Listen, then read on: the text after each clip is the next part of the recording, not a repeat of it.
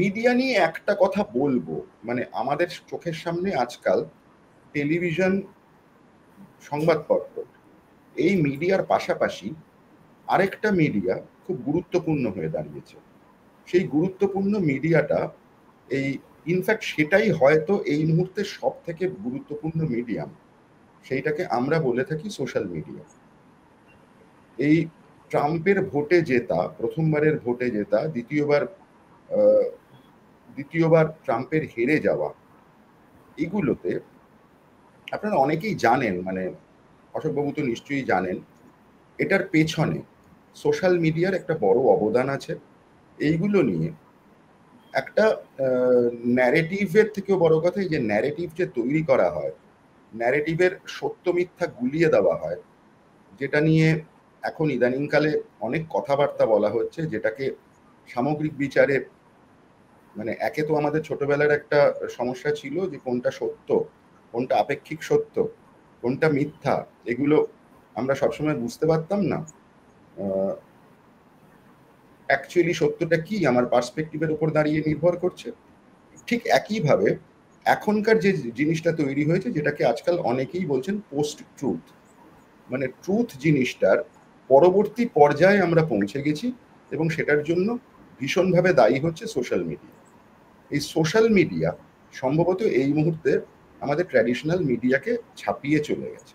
এটা হচ্ছে এক নম্বর জিনিস, যেটা আমাদের ভাবতে হবে, যেটা আমাদের বুঝতে হবে। সুতরাং আমরা সেই ট্র্যাডিশনাল মেথডে, মানে ট্র্যাডিশনাল ভাবে যে মিডিয়া আজকে কি করলো, সংবাদপত্র আজকে কি লিখলো, টেলিভিশন আজকে কি বললো, এইটা নিয়ে আমার মনে হয় না যে আমাদের অতটা চিন্তিত হওয়ার প্রয়োজন আছে। আমাদের বরঞ্চ চিন্তিত হওয়ার যেটা প্রয়োজন আছে, সেটা হচ্ছে যে আমরা যে পোস্ট ট্রুথ জগতে বাস করছি, সেখানে সোশ্যাল মিডিয়া এইভাবে কি করে ইনফ্লুয়েন্সড হচ্ছে। এটা আমি জানি না কিভাবে ইনফ্লুয়েন্সড হচ্ছে বা কিভাবে ইনফ্লুয়েন্স করানো হচ্ছে, কিন্তু এই জায়গাটা খুঁজে বার করা খুব জরুরি। আর মিডিয়া সম্পর্কে যদি বলেন, আমি সত্যি একটা কথা বলছি, আমি দীর্ঘদিন মিডিয়াতে কাজ করেছি, এখনো কাজ করি। আমি এখন হয়তো মিডিয়ার থেকে বেশি আমি 20 বছর মেন লাইন সংবাদপত্রে কাজ করেছি, এবং তারপরে কিছুদিন টেলিভিশন করেছি, এবং এখনো আমি কাজ করি। এখন হয়তো ওরকম ভাবে সাংবাদিকতায় বেশি মন দিই না, আমি হয়তো চিত্র পরিচালনায় বেশি মন দিই। কিন্তু আমি এই সমস্ত জিনিসটা সম্পর্কে একটা কথাই বলতে পারি, সেটা হচ্ছে যে মানুষের জনজীবনে মানুষ কিন্তু কোনোদিন, আপনাকে একটা সত্যি কথা বলছি এবং আমি নিজের নিজের উদাহরণ থেকে বলছি, মানুষ কোনোদিন সংবাদপত্রকে বিশ্বাস করত না। এই যে সংবাদপত্রকে বিশ্বাস করত না, তার একটা মূল কারণ হচ্ছে যে সংবাদপত্রেও বহুদিন, বহু সময় ভুল খবর ছাপা হয়েছে, ভুল খবর বা উদ্দেশ্য প্রণোদিত খবর। যে কারণে একটা সময় আমাদের ছোটবেলায়, আমি কোনো কাগজের নাম বলবো না, একটা সময় ওই যে ঠিক রাত্রির 12টার সময় হঠাৎ করে ভগবানের ঘুম ভেঙে যেত, ঢং ঢং ঢং করে ঘন্টা পড়তো, এবং তখন জিজ্ঞেস করা হতো যে কি হয়েছে, মানে সে হঠাৎ কি হলো, এত ঘন্টা পড়ছে কেন, মানে কোথাও কেউ মিথ্যে কথা বললে ভগবানের কাছে নাকি একটা ঘন্টা পৌঁছতো, এবং হঠাৎ ঢং ঢং ঢং ঢং করে ঘন্টা পড়তে শুরু করতো, এবং তখন তিনি উঠে জিজ্ঞেস করতেন যে কি হয়েছে, এত ঘন্টা পড়ছে কেন, বলছে না না অমুক কাগজ ছাপা হচ্ছে।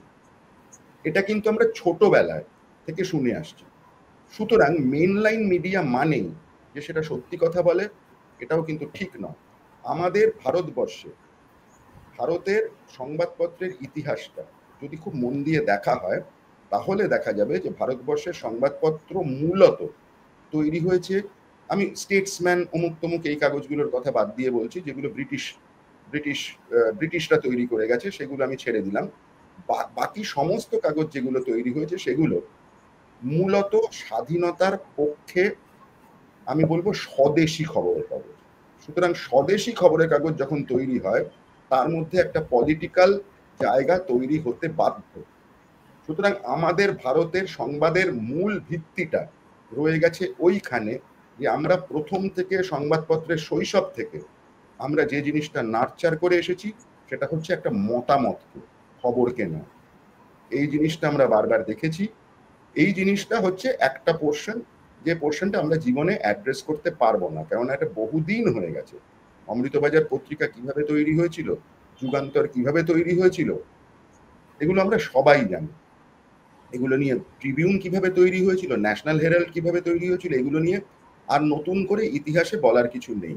সুতরাং সংবাদপত্রের ইতিহাসটা, মেনলাইন মিডিয়ার ইতিহাসটা যদি আমরা দেখি, সবসময় সেটা কোনো না কোনো মতামতের সঙ্গে যুক্ত, খবরের সঙ্গে আসলে যুক্ত নয়। এটা হচ্ছে প্রথম কথা। ২ নম্বর কথা হচ্ছে, যে জায়গায় আমরা এই মুহূর্তে দাঁড়িয়ে আছি, এই মুহূর্তে যে জায়গায় দাঁড়িয়ে আছি সেইটা হচ্ছে একটা যুদ্ধকালীন পরিস্থিতি। যুদ্ধকালীন পরিস্থিতির কথা যদি আমি বলি, যুদ্ধকালীন পরিস্থিতি আজকে নয়, বরাবর অনেক সময় এই যে সংবাদ মাধ্যমের সূত্র ধরে সংবাদ মাধ্যমকে প্রচুর খবর, যেটাকে আমরা সাংবাদিক হিসেবে বলি, খাইয়ে দেওয়া হয় গুজব ছড়ানোর জন্য। অশোকবাবু, নিশ্চয়ই মনে আছে আপনার, আমি খুব ছোট ছিলাম, আমার তখন ৮-৯ বছর মাত্র বয়স। আপনার নিশ্চয়ই মনে আছে যে ভারতবর্ষ, মানে খুলনা রেডিওতে স্বাধীন বাংলা রেডিও চালু হয়ে গেছে। কোথা থেকে প্রচারিত হচ্ছিল স্বাধীন বাংলা রেডিও খুলনা? আমাদের পার্ক সার্কাসের ওই জায়গা থেকে। কোথা থেকে হচ্ছিল আমি জানি, অশোকবাবু জানেন, আমরা পরবর্তীকালে সেই জায়গাটা দেখেছি। কলকাতা থেকে প্রচারের জন্য স্বাধীন বাংলাদেশ রেডিও প্রচার চলছে সারা বাংলাদেশ, মানে যেটা এখন বাংলাদেশ তখন পূর্ব পাকিস্তান, সেখানে ছড়িয়ে দেওয়া হচ্ছে। কেন ছড়িয়ে দেওয়া হচ্ছে? তার কারণ হচ্ছে গুজব যে কোনো যুদ্ধফ্রন্টে একটা খুব গুরুত্বপূর্ণ জিনিস। এখন এই গুজবটা কিভাবে ছড়ানো হচ্ছে, কে ছড়াচ্ছে, এর পেছনে কার কি ভূমিকা, অমুক তমুক, সংবাদপত্রের সততা, সংবাদ মাধ্যমের সততা, এই কথাগুলো ভুলে গিয়ে আমরা যদি একটু অন্যভাবে ভাবি, আমরা যদি ইতিহাসের দিক থেকে ভাবি, তাহলে আমরা দেখব যে দ্বিতীয় বিশ্বযুদ্ধের সময়, আমরা প্রথম বিশ্বযুদ্ধের সময়, আমরা যারা এই মুহূর্তে সাংবাদিকতার মহান ধ্বজাধারী হয়ে বসে আছেন, মানে বিবিসি থেকে শুরু করে বিভিন্ন লোকেরা, তাদের রিপোর্টগুলো যদি একবার পড়ি, তাহলে আমরা বুঝতে পারবো যে সংবাদপত্র, সংবাদ মাধ্যম কোনোদিনই সৎ নয়, কোনোদিনই নিরপেক্ষ নয়। এই জিনিসটা আমাদের প্রথমত বুঝতে হবে। তারপরে আমরা আসব যে এই আমাদের এখনকার সংবাদ মাধ্যমকে কি বলবো, ক্রিটিসাইজ করতে। এই ক্রিটিসাইজ করার যে জায়গাগুলো রয়েছে, সেই জায়গাগুলো হচ্ছে সব থেকে বেশি সমস্যার জায়গা। আমিও যে কোনো সময় একটা ইউটিউব চ্যানেল খুলে আমিও হঠাৎ বিরাট সাংবাদিক হিসেবে অনেক কিছু বলে ফেলতে পারি, আমার মতামত বলতে পারি, কিন্তু আমি খবর বলতে পারি না।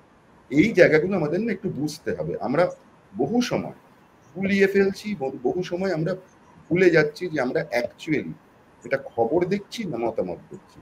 আরেকটা জিনিস হচ্ছে, মানুষের স্বাভাবিক প্রবৃত্তি হচ্ছে, আমি যেটা বিশ্বাস করতে চাই সেই রকম কোনো খবর যদি আমার চোখের সামনে ভেসে ওঠে, যেটাকে আমরা ইয়ার্কি করে বলি হোয়াটসঅ্যাপ ইউনিভার্সিটি, আমরা যদি ভেসে ওঠে যেটা, সেইটা হচ্ছে, তাহলে আমরা মনে করি যে হ্যাঁ, এই খবরটা ঠিক। জওহরলাল নেহরুর প্রপিতামহের পূর্বপুরুষ আসলে হিন্দু ছিলেন না।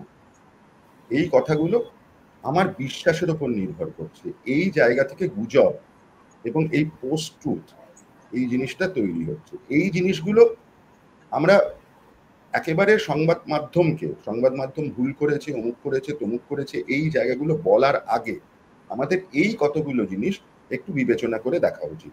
আমার মত, সংবাদ মাধ্যম বাড়াবাড়ি করেছে, সংবাদ মাধ্যম ভুল খবর দিয়েছে, সংবাদ মাধ্যম বহু সময়, মানে আমরা বলি, যাকে বলি জাম্প দ্য গান করেছে। ট্র্যাডিশনাল সাংবাদিকতায় আমরা যেটুকু শিখেছি, আমরা জানি যে আমরা যদি সংবাদ সত্যি না হয়, বা সত্যি বলে আমি যতক্ষণ না কনফার্মেশন পাচ্ছি, আমি সেটা লিখবো না, আমি প্রচার করব না। আমাদের সাংবাদিকতায় বলা হতো বেটার অমিট দ্যান কমিট। আমি যদি সংবাদের আসল সূত্রটা সত্যি কিনা আমি বুঝতে না পারি, আমি সেই সংবাদটা লিখবো না বা বলবো না, যতক্ষণ না আমার হাতে আমি জানতে পারছি। এই জায়গাটাকে ওরা ক্রস করেছে। ক্রস কেন করেছে, স্ট্র্যাটেজিটা কি, সেটা কি ইচ্ছে করে করা হয়েছে, নাকি করা হয়েছে একটা নাকি সাংবাদিকরা ভুল কারণে করেছে, এইটা কিন্তু বলা সত্যি খুব মুশকিল। এই জায়গা থেকে আমাদের এই পুরো জিনিসটাকে একটু দেখতে হবে। আমি ট্রাম্পের ব্যাপারে একটাই কথা বলবো, যে আমাদের দেশে না, আমাদের সারা পৃথিবীতে এই পোস্ট ট্রুথের বাজারে শুধু ট্রাম্প নয়, অনেক নেতাই অনেক কিছু বলতে থাকেন সোশ্যাল মিডিয়াতে, যার পরবর্তীকালে যেগুলো সত্যি সত্যি কি ঘটনা ঘটছে তার সাথে মেলে না। আমি নাম করছি না, আমি ট্রাম্পের পাশাপাশি অন্য কারুর নাম করছি না। আপনারা অনেকে বুঝতে পারবেন যে আমি কার কথা বলছি, যারা বড় পদে থেকেও নিজেদের প্রচারটাকে বেশি করে দেখেন। দেশের থেকে বা 10-এর থেকে। আমার একেবারেই মনে হয় না যে